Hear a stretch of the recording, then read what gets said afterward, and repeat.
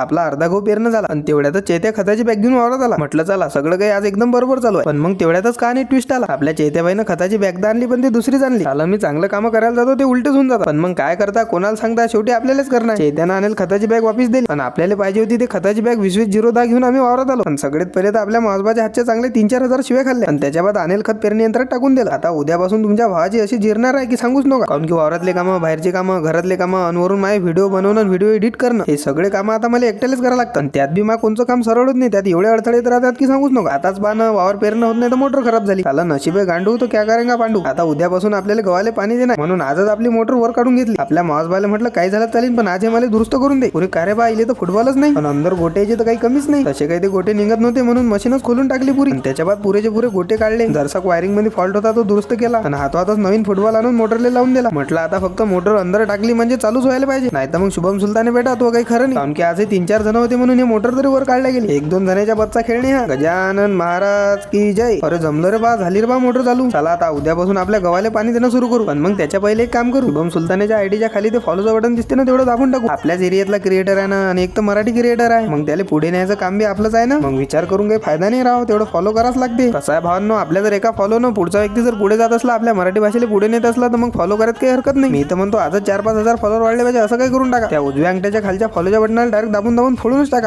तू आभाळ आभाळ वादळ तुझ तू राजा आसमानीच बळ दहावजी.